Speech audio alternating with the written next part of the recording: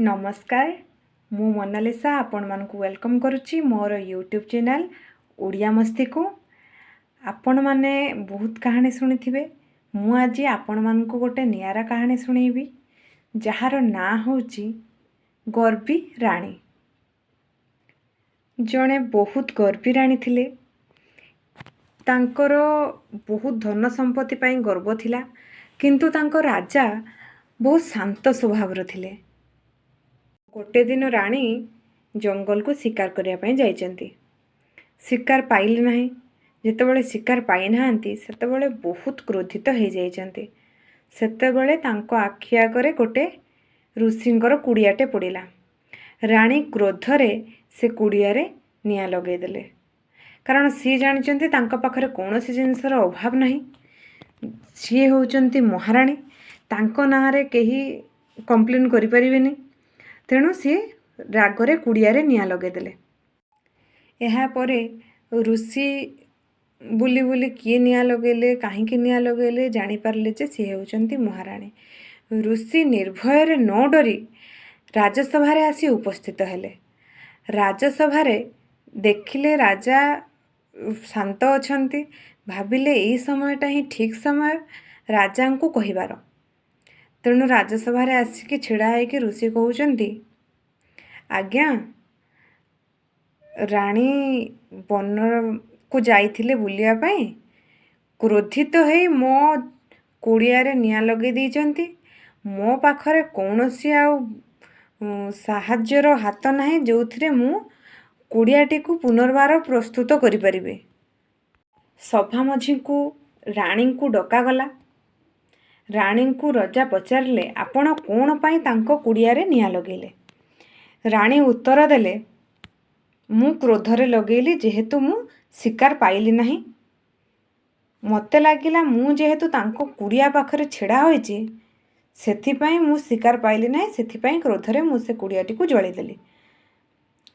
राजा रानी को दंड देले। कौन दंड देले?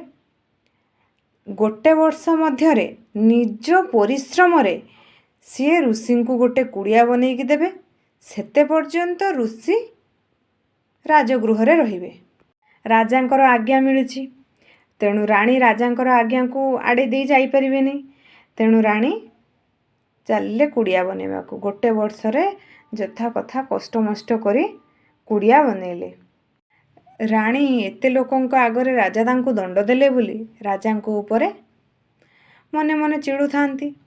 तांकर तो स्वभाव होचु रागी। से तो धन संपत्ति पाई तांकर बहुत गर्व। सेथिपाई से कहा को खातिर करंतिनी। जेहेतु राजा तांको टिके तो डरिया को पड़िबो। राजांको छड़ा से आ कहा को किछि खातिर करंती नाही। रानी दिने एमती बसी थांती। राजा तांको पाखक आसिले। राजा पचारले, आपण कोन मो ऊपर रागिचंती? रानी कहिले, ना।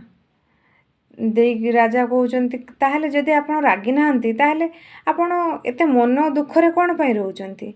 गोटे काम करंतु, आपण जाई जंगल आउ थरे बुली आसंतु, सुंदर सुंदर पशु पक्षी माननकु देखंतु।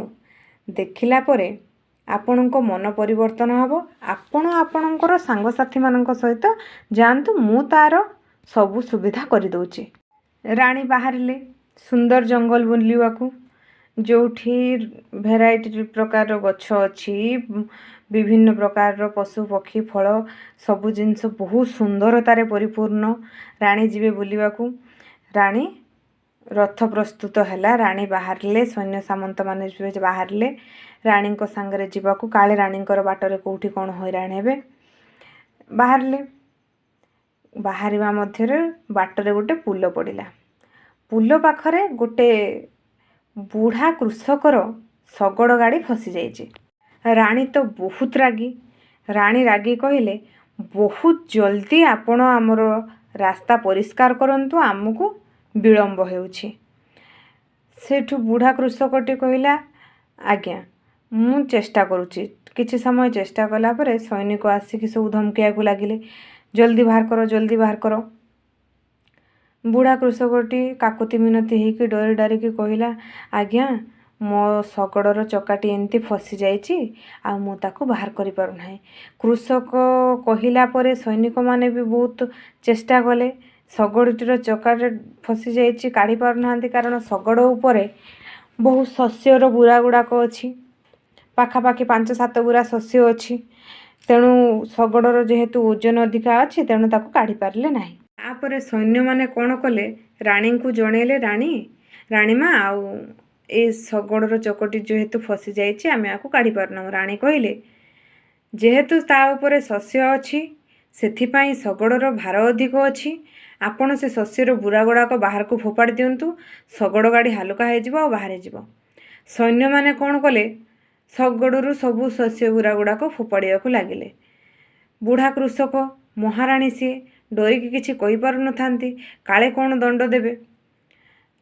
ଦେଇକି ଶଗଡ଼ରୁ ସବୁ ଫୋପାଡ଼ି ଦେଲେ। ଫୋପାଡ଼ି ଦେଲା ପରେ ଆରାମସେ ଶଗଡ଼ର ଚକାଟା ବାହାରିଗଲା। ବାହାରିଗଲା ପରେ ଶଗଡ଼ ଧରି ଆରପାରି କରିଦେଲେ। ମହାରାଣୀ କହିଲେ, କାଲି ଆପଣ ଆସନ୍ତୁ, ଆପଣଙ୍କର ରାଜସଭାରେ ବିଚାର ହେବ।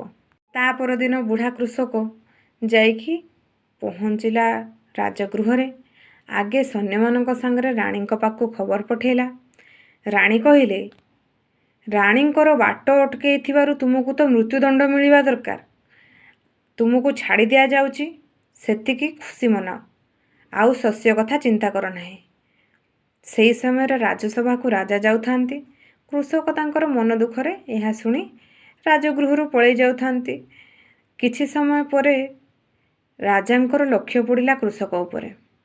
ସୈନ୍ୟଙ୍କୁ ପଠାଇ କୃଷକକୁ ଡକା କରେଇଲେ। ରାଜସଭାରେ ତାଙ୍କୁ ସମସ୍ତଙ୍କ ସାମ୍ନାରେ ପଚରାଗଲା, ଆପଣଙ୍କର ତ ମନ ଦୁଃଖ ଥିଲା ପରିକା ଲାଗୁଛି, ଆପଣ କ'ଣ ପାଇଁ ମନ ଦୁଃଖ କରିଛନ୍ତି? ମୋତେ କୁହନ୍ତୁ, ମୁଁ ଆପଣଙ୍କର ସମସ୍ୟାର ସମାଧାନ କରିବି। ସିଏ ହାତ ଗୋଡ଼ ଯୋଡ଼ି କାକୁତି ମିନତି ହେଇ ରାଜାଙ୍କୁ କହିଲେ, ହେ ରାଜା, କାଲି ଏମିତି ମହାରାଣୀ ଯିବା ବାଟରେ ମୋ ଶଗଡ଼ ଗାଡ଼ିଟି ଅଟକି ଯାଇଥିଲା। ଆପଣଙ୍କର ସୈନ୍ୟମାନେ ରାଣୀଙ୍କର ଆଜ୍ଞାରେ ମୋର ସମସ୍ତ ଶସ୍ୟ ବୁରା ଗୁଡ଼ାକ ଫୋପାଡ଼ି ଦେଇଛନ୍ତି।